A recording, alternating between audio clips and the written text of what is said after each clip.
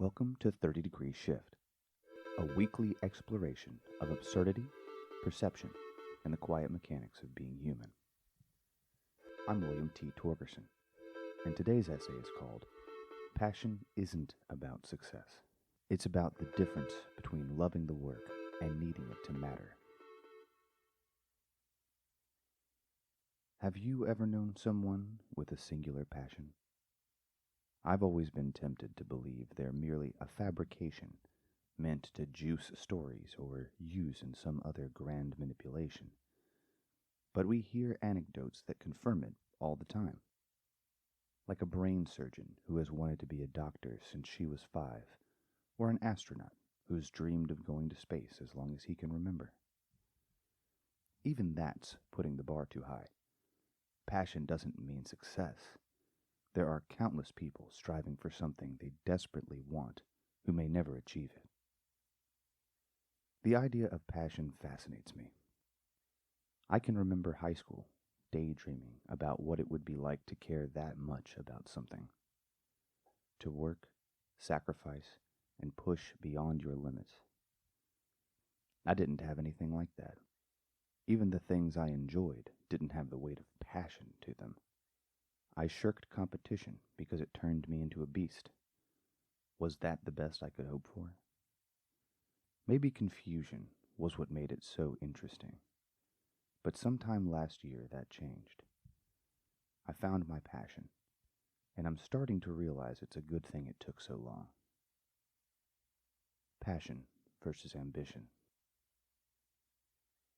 The way I've outlined passion above is a bit too ambiguous. Ambition is a close cousin, and I feel I may have entangled them a bit. First, definitions.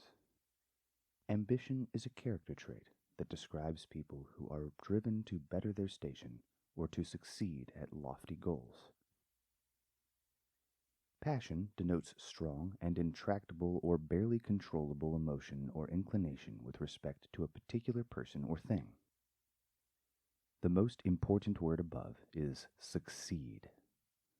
That is the core difference between passion and ambition. Passion is about process. Ambition is about outcome. Still, this feels a bit thin for me.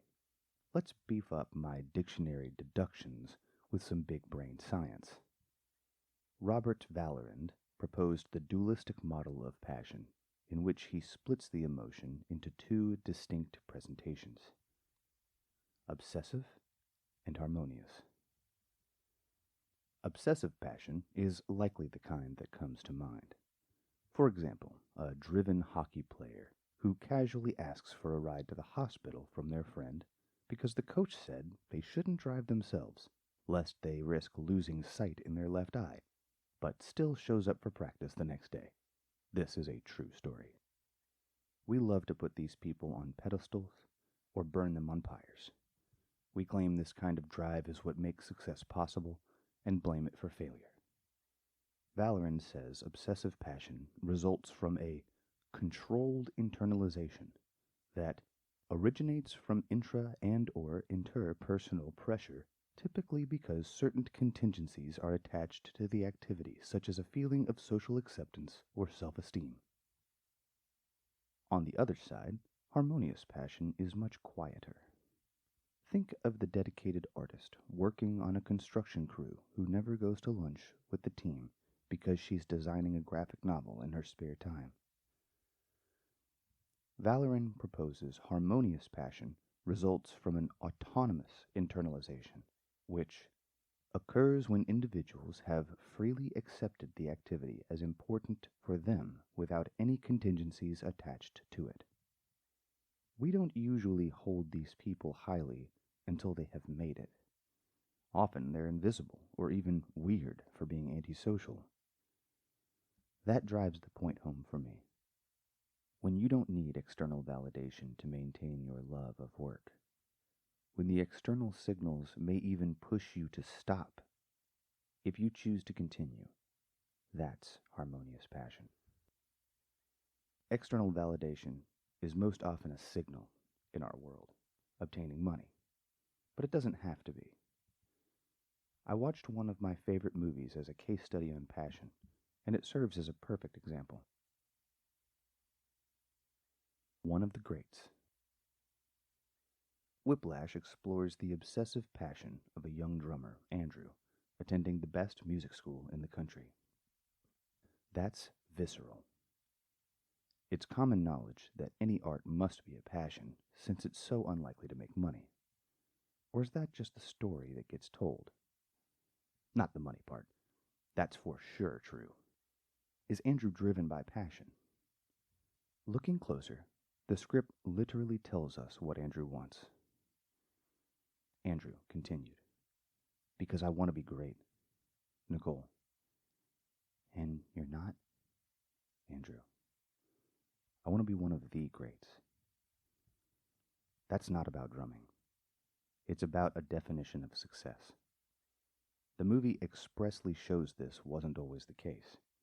We see a childhood video of Andrew playing the drums joyfully as he's encouraged by his father from behind the camera. Children aren't thinking about being one of the greats, even if they're talented. They just play. In the same scene, and throughout the movie, we see the only picture on Andrew's wall is Buddy Rich playing through a pained face. Spoiler alert. Whiplash is about a boy for whom passion and ambition became tangled through admiration and the cost of pursuing it. The end of the movie has Andrew performing all his talents and earned skills on display as he takes control over the situation.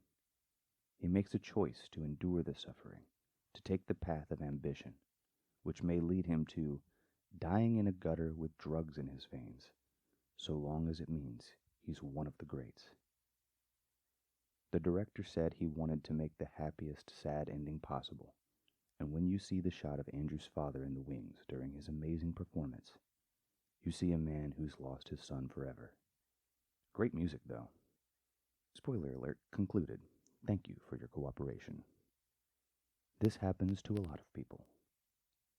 Success usually isn't just about money, but it is a convenient marker. If you loved helping people as a child, associated that with being a doctor, the size of your house could be an indicator of how good you are at helping people. Maybe you relish each person you help, or perhaps it's each dollar you collect that signals your value. No one can know. Hell, you may not know. You've won, after all, and we rarely evaluate how we've won. No need to think about why. Obviously, it was your passion. That last part was sarcasm if you didn't catch it. Finding passion later in life. I spent a long time going the wrong direction. It wasn't because of ambition, but it damn well could have been. Even after I realized I could slide into the driver's seat, it took me a good 20 years to realize how to read the map. I grew warped and gnarled under the suggestive winds of others who didn't understand who I was or what I valued.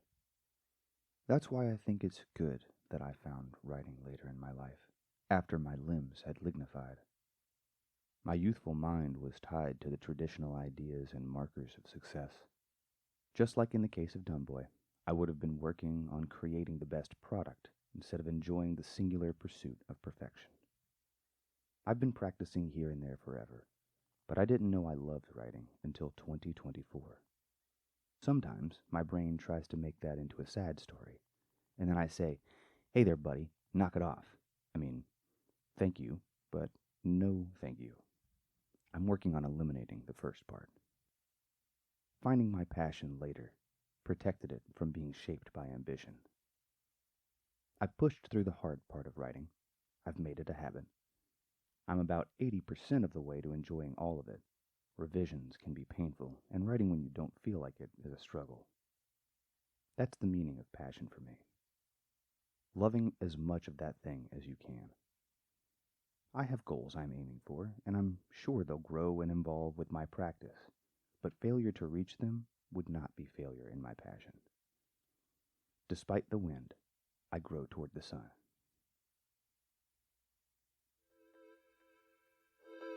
Thanks for listening to 30 Degree Shift.